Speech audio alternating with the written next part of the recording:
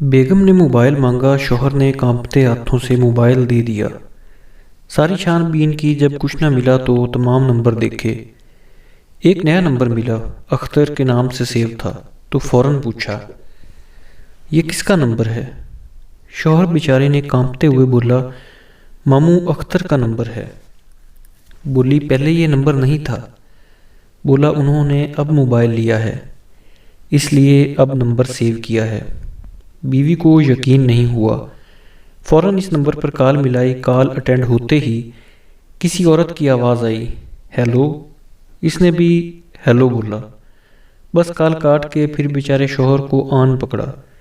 جو چیز ہاتھ میں آئی، بیلن، ڈنڈے، کرسیاں، برتن، سب میاں پر برسا دیے۔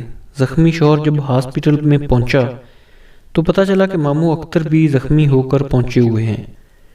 ان سے معلوم کیا، ماموں جان آپ کو کیا ہوا؟